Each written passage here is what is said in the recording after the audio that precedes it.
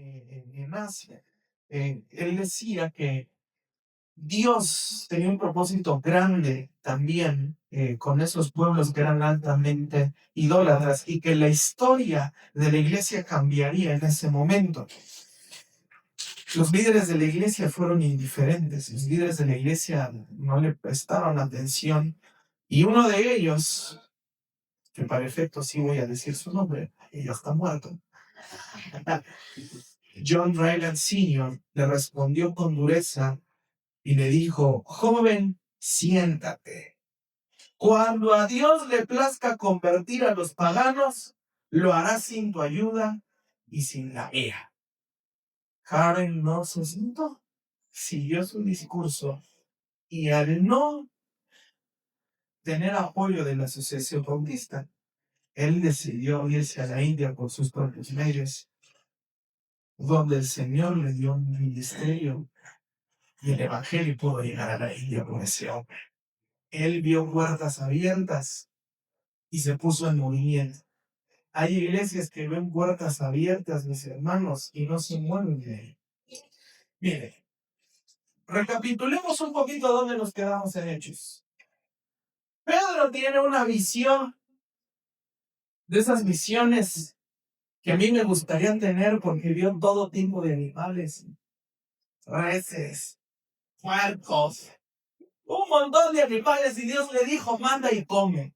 Digo: Señor, ¿por qué no me das esas misiones, Señor? Yo sí quiero armar las carnitas. Manda y come. Para lo que Pedro le dice: Señor, soy hombre de la ley. Soy hombre que está sujeto a la ley, Señor. Entonces, ¿cómo me pide, yo siento judío, que vaya yo y coma carne de puerco, Señor, si son animales inmundos? Para lo que Dios te dice: no llames inmundo aquello que yo ya he santificado, ¿no? Deja de llamar inmundo aquello que yo ya he santificado.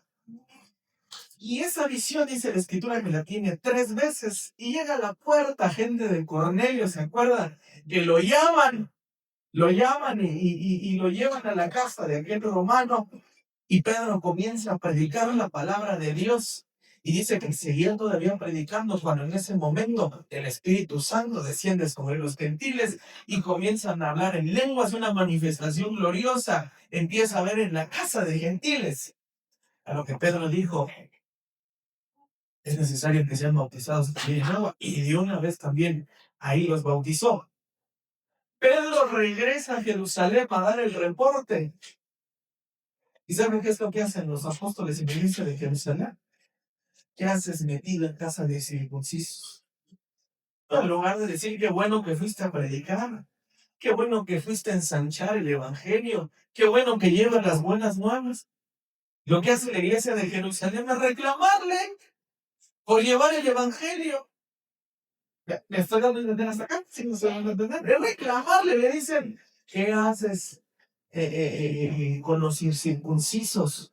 Fuiste a casa de hombres de incircuncisos y comiste con ellos. Y hasta el versículo 18, digo, ya por causa del tiempo, no voy a leer esos 18 completos.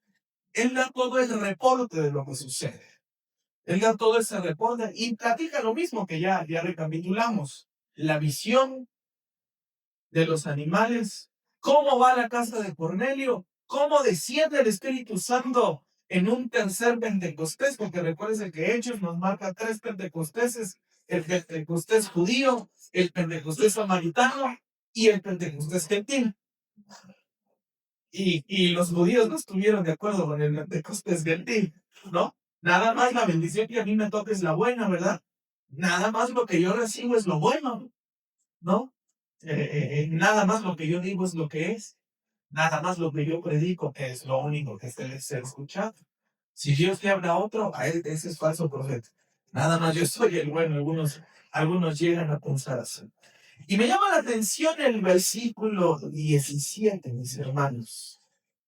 Me llama la atención una pregunta que hace el apóstol Pedro, que dice: ¿quién era yo para estorbar a Dios? Hágase esa pregunta, dígala conmigo y dígala conmigo. ¿Quién soy yo para estorbar a Dios? Dígalo conmigo. ¿Quién soy yo para estorbar a Dios? Mire, Qué impresionante aquí lo que está sucediendo. Pedro se dio cuenta de algo.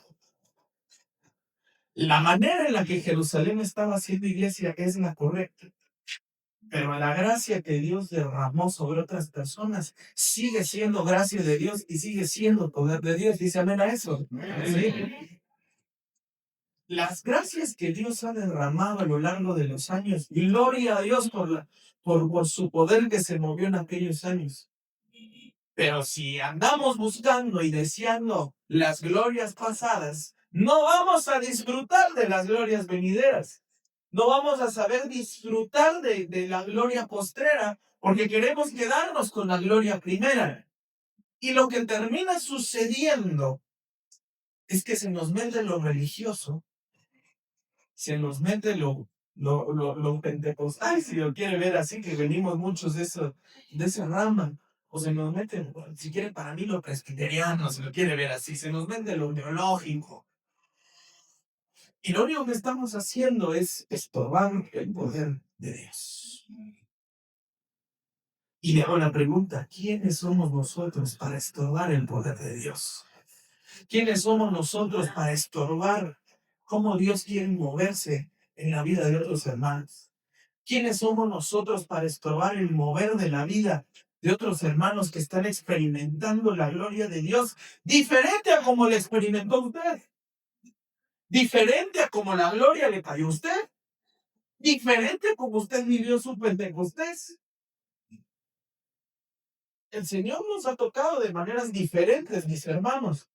Pero no es una norma que a todos nos tiene que tocar igual. No es una norma que la experiencia de recibir la gloria de Dios, la experiencia de un don del Espíritu Santo, la tenemos que recibir igual. Y empezamos a encuadrar. Y lo que termina sucediendo es que estorbamos el poder de Dios. Estorbamos el poder de Dios, mis hermanos. Es muy importante que como iglesia, cada uno de nosotros, la experiencia con Dios ha sido gloriosa. La experiencia con el Espíritu Santo de cada uno de nosotros ha sido gloriosa. Pero no encajone que la experiencia que Dios le dio a usted es la que va a tener el hermano que está a su lado. Es la que va a tener el hermano que está al frente de usted. No puede ser así, mis hermanos. No puede ser así. No podemos, si el Señor abrió una puerta de bendición, no puedo decir, no, esa puerta no, porque no es con el método que yo aprendí, no es con la teología que yo aprendí, no es con las cosas que yo estoy acostumbrado a ver, pero Dios lo está usando, no, no es con lo que yo estoy acostumbrado, no me voy a mover. Y ahí está, ¿cuántos años pidiéndole, Señor, abre una puerta de bendición y Dios se la abre y no la toma? ¿Y vamos a hacer estos? ¿Qué pasa con el que se queda en la puerta? Ahí nomás. Ahí nomás, ahí está, no, no, no puedo. ¿Qué le diría usted? Que ese brother parece el guardián del templo. ¿Quién lo puso usted de guardián de la doctrina? ¿Quién lo puso usted de guardián de lo que usted piensa que es correcto? Mis hermanos, Dios quiere hacer algo nuevo con su vida. Dicen a eso, pero tiene que moverse. Tiene que moverse, mis hermanos.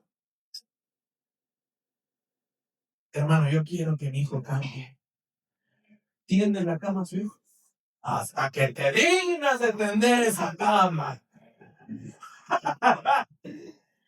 En lugar de que vaya, gracias, Señor, porque ya está entendiendo. Ya está entendiendo, ¿no? Felicítelo. ¿Verdad? Anímelo. No, pero mi hijo. Ese es mi hijo.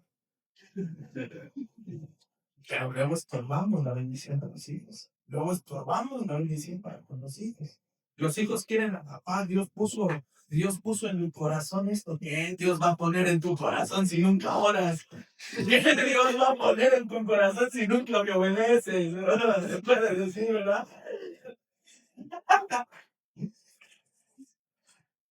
¿Y si sí es de Dios? ¿Y si sí es de Dios? ¿Los tomamos? ¿O qué crees? Me estoy dando a entender con esto. Mi amor, Dios puso en mi corazón. Yo creo que voy a empezar un negocio. Ya aguantas 3 trabajos, ya vas a un negocio. Lleva 3 despidos y vas a poner un negocio. Estás loco. Vives en la fantasía, pero nunca te he visto. Es más, yo fui la que te conquisté, ni siquiera supiste negociar con mi padre, que querías mi mano. Y vas a meterte en negocios.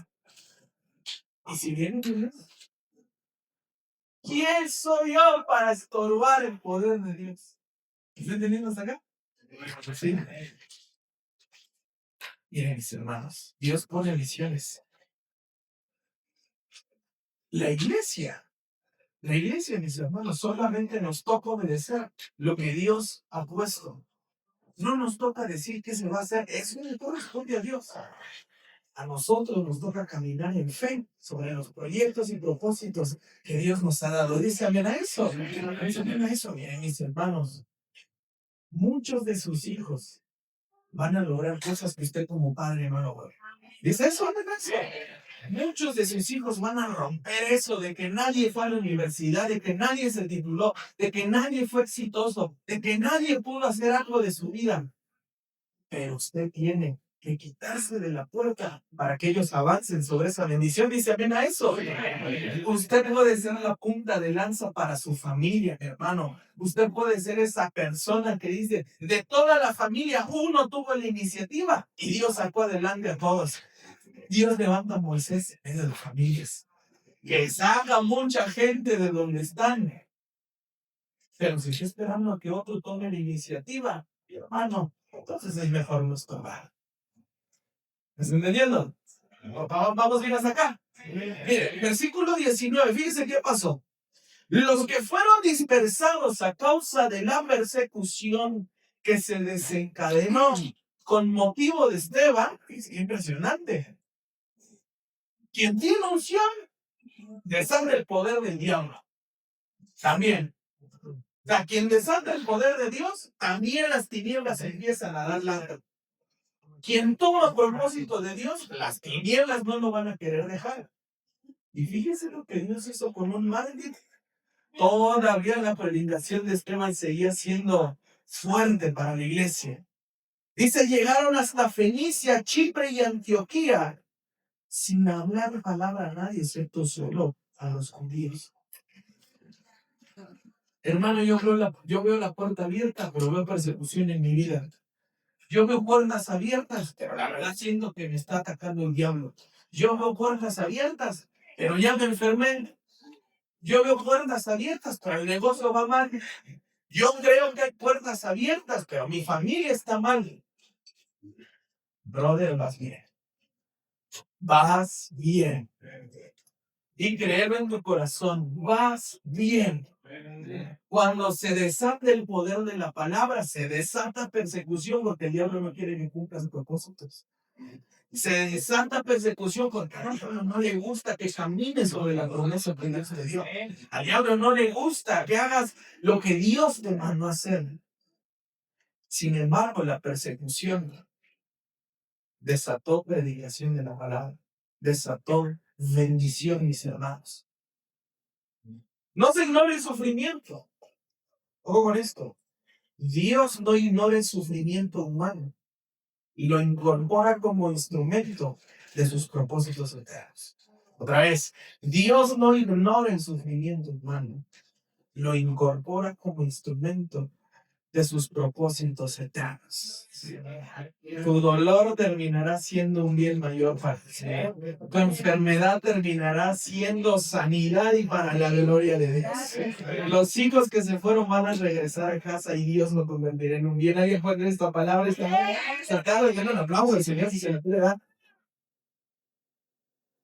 Mi dolor terminará siendo bien. Ahora, el sufrimiento no interrumpe la misión. Digan conmigo eso, el sufrimiento no interrumpe la misión. ¿Saben? Muchos cristianos pasan un desierto, pasan una prueba y piensan que el propósito de Dios ya se detuvo. Piensan que el propósito de Dios ya no se va a cumplir. Pero a veces lo que no podemos ver, lo que no podemos entender es que realmente el propósito de Dios es parte también con dolor. Porque si no, ¿cómo vas a tener misericordia de alguien si tú no sufriste lo mismo que él? ¿Lo estás entendiendo?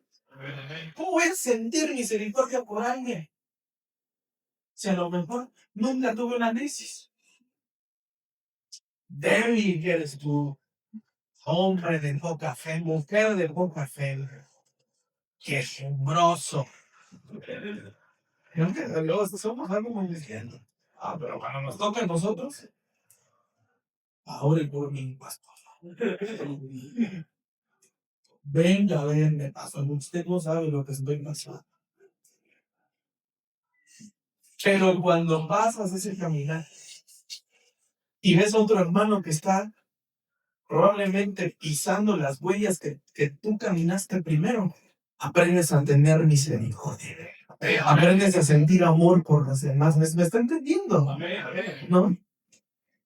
Dios desata esa persecución y se van a Fenicia, a Chipre y a Antioquía, a lugares que ellos nunca pensaron ir porque estaban muy cómodos en Jerusalén.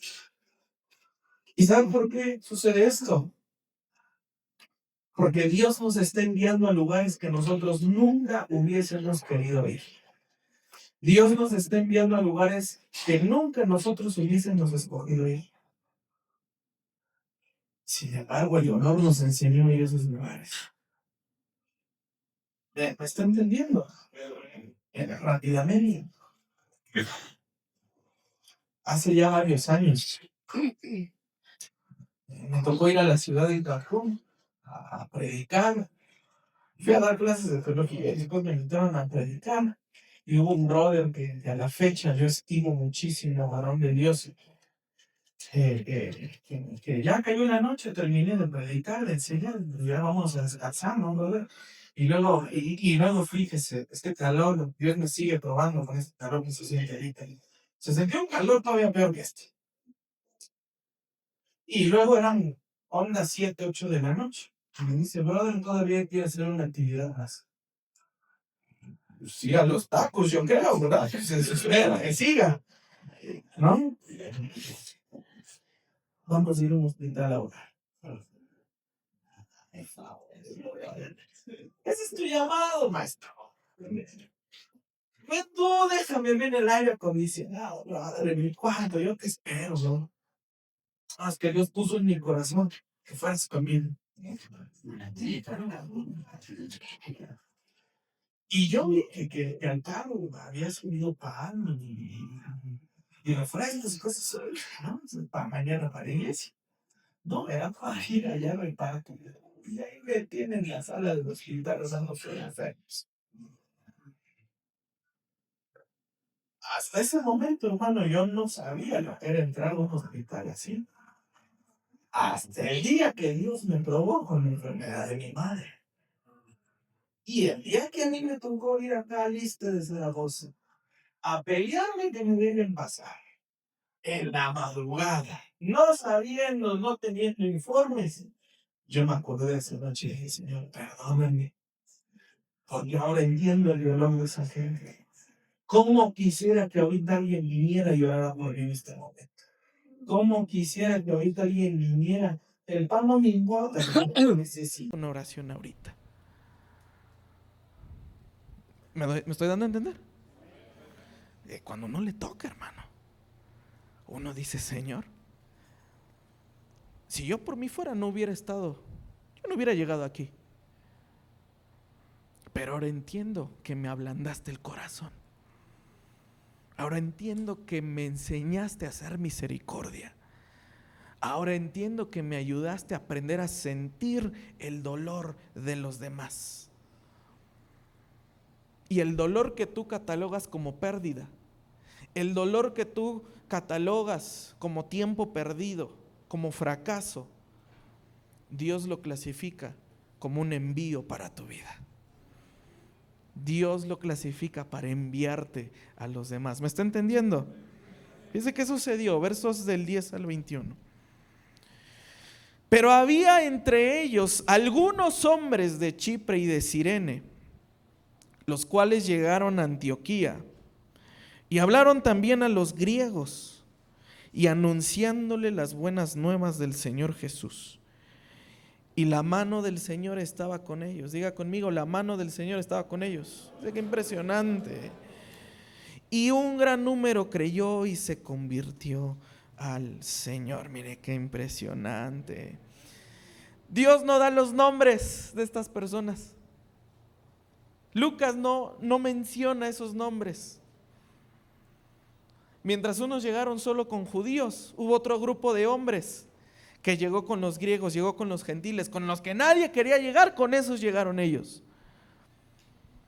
A anunciar el evangelio del Señor. Y lo que los otros no querían hacer. No, judío se junta con judío. Y llegaron unos que dijeron, no, el evangelio es para todos. La gracia de Dios es para todos. No, pero es que mira cómo pecan, mira las mañas que tienen. El evangelio de Dios es para todos los hombres. Con esos que fueron con la gente que nadie quería ir, fue a los que Dios respaldó. La mano del Señor estaba con ellos. La mano del Señor estaba sobre esa gente que quiso ir a donde nadie quería ir. La mano del Señor estaba sobre esas personas que caminaron lo que nadie quería caminar, que llegaron con las familias que nadie quería llegar.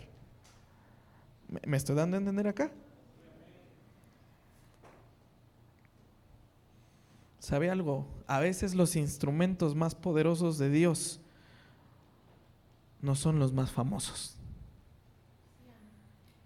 A veces los instrumentos más poderosos de Dios no conocemos sus nombres. No conocemos sus nombres, pero Dios los usa. Pero la mano de Dios está con ellos. Hermano, yo no soy famoso, en mi trabajo paso de noche. Buenos días, a mí ni me pelan. Si supiera cómo soy yo, todo callado, todo tímido, todo, me estoy describiendo a mí, todo serio, todo mal encarado. Pero cuando alguien decide hacer el propósito de Dios, donde nadie más lo quiere hacer, la mano de Dios está sobre esas personas. La mano de Dios puede estar sobre de ti. Dios puede estar contigo respaldando tu propósito.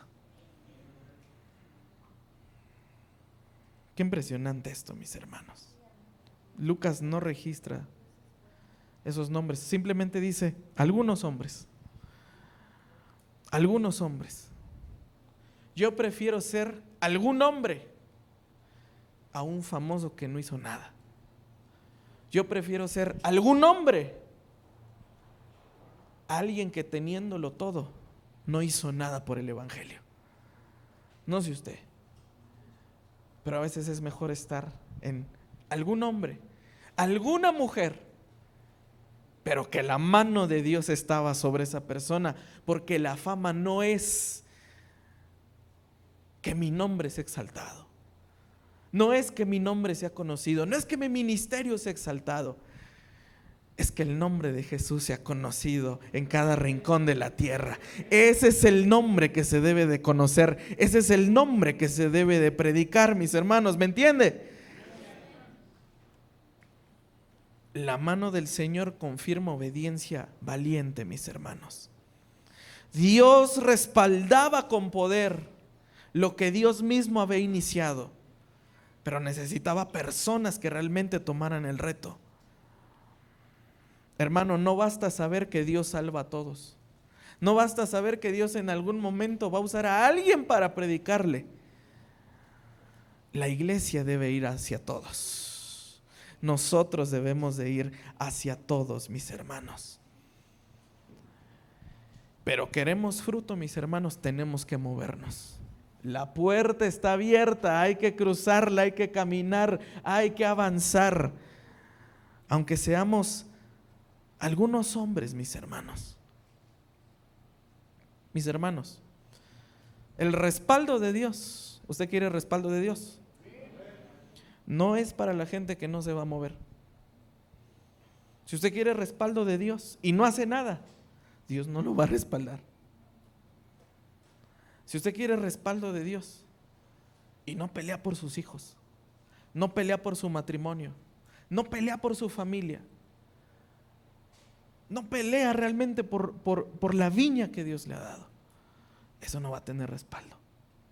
Dios va a respaldar a quienes obedecen a su llamado. Amén. Vamos de los versos 22 al 24. Dice: la noticia de esto llegó a oídos de la iglesia que estaba en Jerusalén. Otra vez, los mismos que le reclamaron a Pedro: ¿qué haces con gentiles? Lo de algunos hombres que fueron y predicaron el evangelio, les llegaron las noticias. Y fíjese, y enviaron a Bernabé hasta Antioquía. Cuando él llegó, vio la gracia de Dios y se regocijó y los exhortó a todos a que corazón firme permanecieran fieles al Señor, porque Bernabé era hombre bueno y lleno del Espíritu Santo y de fe, y mucha gente fue añadida al Señor. Mire, había dos reacciones que podía tener la iglesia de Jerusalén. Si se recuerda, en los primeros capítulos de Hechos, Pedro y Juan predicaban y los que se ponían locos eran los del templo. ¿Sí se acuerda? Eran los sumos sacerdotes, eran los locos que se ponían. Ahora ya que la iglesia está más establecida, ahora que la iglesia ya tiene más estructura, Dios hace algo con otras personas y ahora los religiosos ya no son los del templo de Jerusalén. Ahora los religiosos son los de la iglesia apostólica.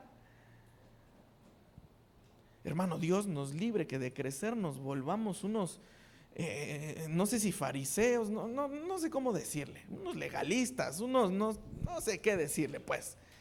No se me viene nada a la mente decente, ¿no? O sea, Dios nos libre de ser así. Porque tanto nos quejábamos de la religiosidad de otros lados y a veces nosotros terminamos siendo así. ¿Por qué el verso no dice: y la iglesia de Jerusalén se regocijó por lo que estaba pasando en Antioquía? ¿Sabe qué fue lo que hicieron? Mandaron a hacer una auditoría a ver si era de Dios lo que estaba sucediendo ahí. Hermano, Bernabé era un maestro de la palabra. Bernabé era un entendido, un ministro de Dios, que más adelante lo hacen apóstol. En ese momento estaba allí en la iglesia de Jerusalén. Más adelante a Bernabé lo llaman al ministerio apostólico. A ver, Bernabé, ve a ver si sí es cierto. Y a veces yo pienso que así muchos son en las iglesias. Vienen de visita, pero nada más vienen a espiar, hombre. ¿Verdad? O luego, vamos a ser honestos, vamos de visita a otra iglesia. Eso que están haciendo está mal, ¿verdad? Eso que están haciendo no es de Dios. Eso que están haciendo no viene de Dios. Pero Bernabé no iba con espíritu de religiosidad. Bernabé, cuando llegó a Antioquía, ¿sabe? Le doy spoiler.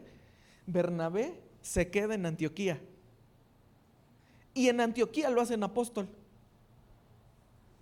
Porque los locos de Jerusalén ya se estaban haciendo medio que religiosos. En Antioquía es donde recibe el ministerio apostólico. Y ahí también en Antioquía es donde a Pablo lo hacen apóstol. Donde empezó el Pentecostés de Hechos 2 horas estaban haciendo religiosos. Y Dios les metió su sacudida, más adelante lo vamos a ver. Les mete persecución ahí adentro para que entiendan. Mandan a Bernabé y dice: la gracia de Dios está con ellos también. El Espíritu Santo no nada más se derrama en ciertas iglesias. El Espíritu Santo se puede derramar en cualquier vida, en cualquier corazón, independientemente del contexto de donde venga. Hermano, la madurez espiritual llega a discernir, no a controlar.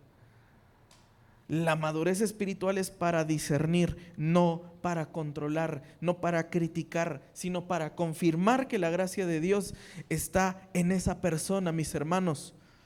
Un líder inmaduro llega a territorio de otro con agenda propia, con mañas propias.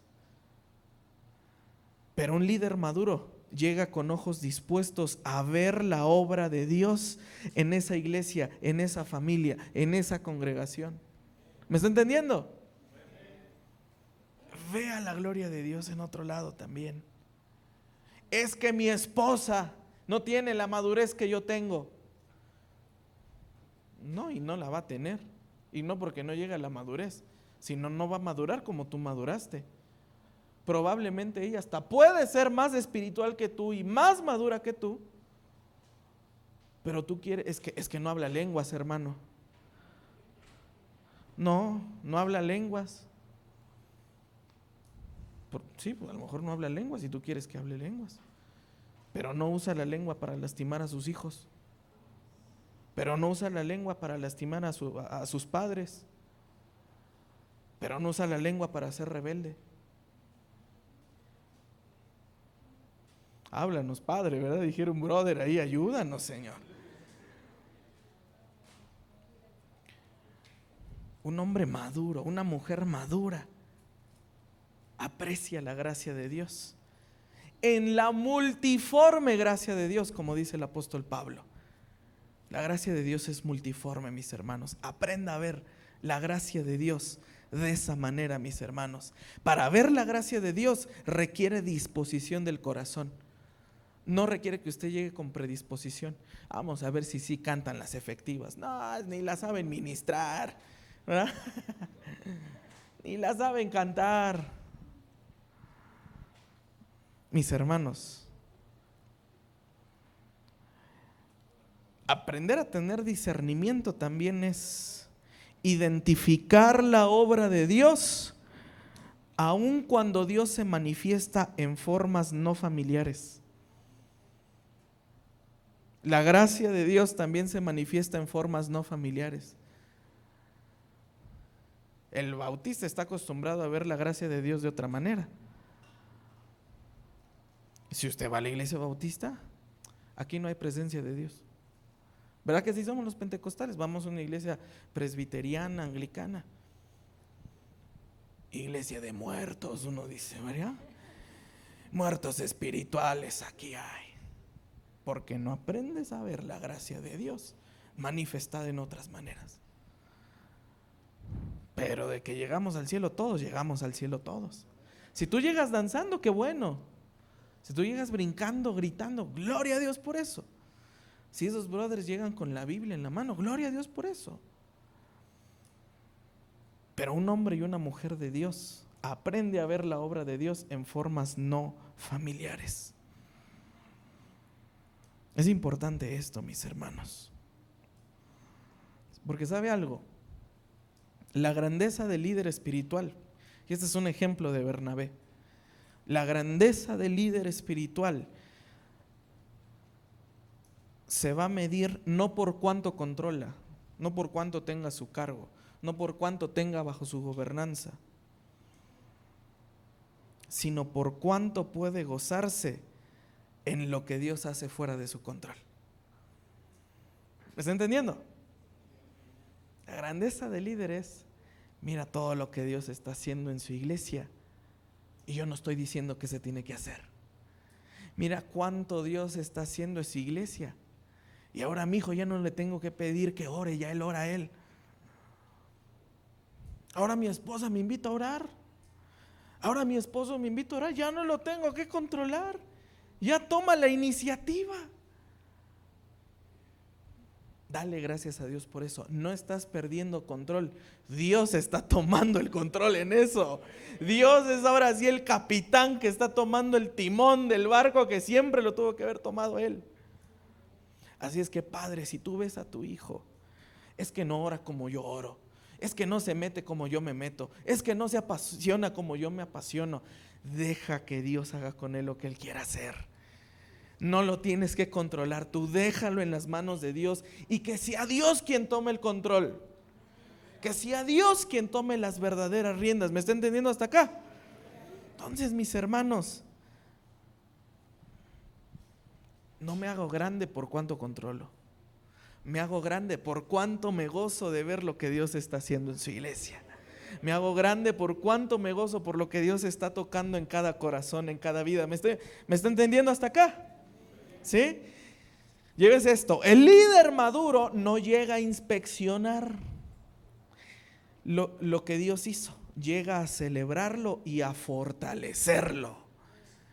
¿Qué hizo Bernabé después de que vio la gracia de Dios? Dice que los exhortó a que su corazón se mantuviese fiel. No se suelten de esto que Dios está haciendo. No se suelten de esta obra que Dios está haciendo en su vida. No llego a, déjate, doy la doctrina correcta, porque no. Si no crees en estas cosas, lo estás haciendo mal, ¿no? Anima el corazón de las personas para que avancen en el camino del Señor. ¿Me está entendiendo? Y fíjense qué sucedió, versos del 25 al 30, mis hermanos. Después Bernabé salió para Tarso a buscar a Saulo. Mire, cuando empezó la persecución a Saulo lo mandaron estás haciendo mucho alboroto, brother, vete a Tarso, en lo que se relajan las cosas, luego te buscamos. ¿No? Y así hay varios, ni me habla, ni me dice nada, pues brother, eres medio alborotador y yo sé que Dios te va a usar. Falta que llegue el Bernabé. Y Bernabé no se regresó a Jerusalén. Se fue a Tarso, dice, a buscar a Saulo. Y dice, y cuando lo encontró, lo llevó a Jerusalén. ¿A dónde le llevó? ¿Dónde vio Bernabé que se estaba moviendo la gracia de Dios? En Antioquía. Mire, hermano, conozco testimonios de muchas personas que Dios las alcanza y la familia está años y años orando por esa persona, orando porque Dios lo alcance, orando porque Dios lo restaure, y Dios responde eso y lo restauran. Pero ¿sabe qué hace la familia? Ya una vez sale de una adicción, sale de un lazo del diablo bastante fuerte. No se puede hacer esto, no se puede hacer aquello. Te voy a llevar a la iglesia, pero a ver qué haces, pero con esos bracitos no entras, ¿eh? Ahorita te consigo una falda, porque las que usas, hijo de su madre, no, nada más esa, ¿no? Te me cortas ese cabello, te cambias los lentes, porque no, así no vas a entrar a la iglesia. ¿Y sabes lo que terminan haciendo? Terminan matando la restauración que Dios comenzó en ellos. Por religiosos.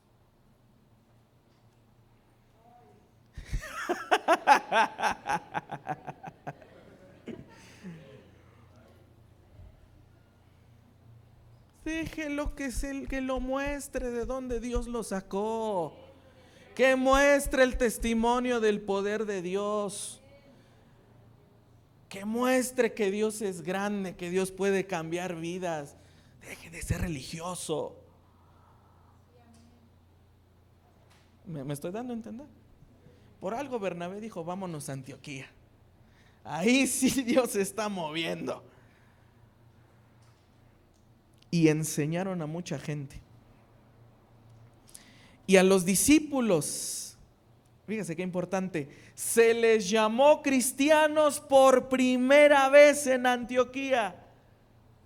Ese título que muchos de nosotros cargamos con orgullo, soy cristiano, no se lo dieron a los judíos primero, se lo dieron a los gentiles.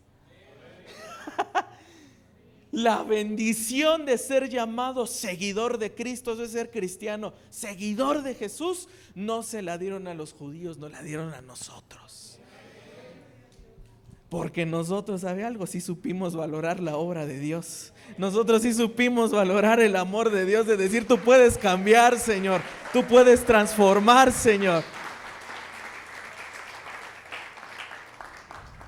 Y en esos días, fíjese, unos profetas bajaron de Jerusalén a Antioquía. ¿Qué profetizaron en Jerusalén? Solo Dios. Y uno de ellos, llamado Ágabo, se puso de pie e indicó que por el Espíritu iba a haber una gran hambre en todo el mundo. Esto ocurrió en los días de Claudio. No el gallo Claudio, era el emperador, ¿eh? Sí, era el emperador Claudio. No era el gallo. Dice, entonces los discípulos, cada uno según lo que tenía, determinaron enviar socorro a los hermanos que vivían en Judea, y así lo hicieron, enviándolo a los ancianos por medio de Bernabé y de Saulo. Fíjese. Miren, mis hermanos, la iglesia que criticó el movimiento de Dios en Antioquía, Dios les mandó hambre. Los que empezaron a decir, Dios no se mueve con esos. ¿Qué haces en casa de incircuncisos? ¿Qué haces en casa de viciosos? ¿Qué haces en casa de trastornados ahí? Bueno, esos que pensaron que lo tenían todo, esos que pensaron, aquí hay abundancia de pan espiritual y físico, y aquí están todos los apóstoles y nuestros chicharrones truenan. Resulta que Dios les manda un hambre. ¿Y sabe quién les mandó apoyo? Los incircuncisos, los publicanos, los paganos, los borrachos, los adictos, los pecadores. Dijeron, Bernabé, Saulo, aquí está un apoyo para la iglesia de Judea. ¿Usted lo hubiera hecho? Yo no. Me falta madurez en eso. Pero sin embargo, la iglesia a la que más fue criticada, la que más fue señalada por el mover del Espíritu Santo, es los que Dios usó para que no se murieran de hambre en Jerusalén, mis hermanos. Baja el profeta y dice, va a haber hambre. El profeta no dijo, ayúdenlos, ¿o sí? No, ¿verdad? No dice, y van a juntar y les van a enviar, ¿verdad? Como los profetas de ahora. ¿Y cuántos traen 500 pesos? ¿Y cuántos traen 1000 pesos? Eso es. Yo nada más vengo a decirles, va a haber un hambre. Que Dios les bendiga. Y enviaron ayuda, enviaron alimento, mis hermanos. Y ellos fueron los primeros que fueron llamados cristianos. Dijeron, vamos a vivir como cristianos, vamos a ayudarlos. No se lo merecen, son criticones. Pues no se lo merecen. Pero pues yo tampoco merecía la gracia de Dios y la gracia de Dios me alcanzó. Yo tampoco merecía la misericordia de Dios y la misericordia de Dios también me alcanzó, mis hermanos. Mire, la madurez doctrinal, dice que Bernabé y Saulo se quedaron en Antioquía a enseñar, a discipular. Y la primer manifestación de madurez doctrinal que tuvo Antioquía no fue tener muchos maestros de la palabra, y que ya lo sabía. No era tener profetas, que ya lo sabía. No era tener apóstoles, que ya había 2 ahí que estaban terminando de hornearse, Bernabé y Saulo. Estaban ahí terminando ahí de que pues sí, se me vino la imagen del pollo rostizado, ya cuando sabe que está bien dorado, ya está listo. Estaban ahí los brothers. Ya casi. La madurez doctrinal se expresó en sensibilidad y misericordia. El buen maestro de la palabra expresa misericordia hacia los demás. Y yo sé que aquí hay muchos maestros de la palabra, pero tiene que expresar misericordia por los demás. Exprese amor por los demás. Los beneficiarios de los alimentos, los beneficiarios de la misericordia son los de Judea, los mismos que cuestionaron a Pedro, ¿qué haces con incircuncisos? Los mismos que enviaron a Bernabé a ver si sí es cierto que Dios se está moviendo, los mismos que criticaron. Pero ¿sabe algo? La madurez espiritual no guarda rencor ministerial, no guarda rencor entre iglesias. Sirve donde hay necesidad, incluso al que alguna vez desconfió de ti. Tu mayor muestra de misericordia es esa. Cuando se te acerque ese brother que dices que ya no es brother, esa mujer que tú dijiste que trae un espíritu de Jezabel, esa mujer, esa familia que dices armas de iniquidad son sus armas. Bueno, cuando ellos los veas y quieres probar tu madurez, cuando aprendas a sentir misericordia por ellos en lugar de rencor y enojo. Ahí está la madurez, mis hermanos. Martin Lloyd Jones decía: la unidad del cuerpo de Cristo se demuestra no en los credos compartidos, sino en el servicio mutuo en medio de la necesidad. Mis hermanos, Dios abrió la puerta ya. Pero del otro lado hay personas que nos lastimaron. Del otro lado hay personas que nos señalaron. Del otro lado están los religiosos que probablemente nos señalaron. Pero ahora el pan te lo dieron a ti para que tú se los des a ellos. Pero ahora el Espíritu fue derramado sobre tu vida para que por el poder del Espíritu la vida de ellos sea transformada, mis hermanos. Lo que parecía dispersión fue siembra. Lo que parecía persecución era propósito. ¿Me está entendiendo? Y es así donde usted va a ver que la mano del Señor está con usted. Y yo creo que es un buen momento para decir, como dijo Pedro: ¿quién soy yo para estorbar la obra de Dios? ¿Quién soy yo para estorbar la obra de Dios? Amén. Póngase de pie.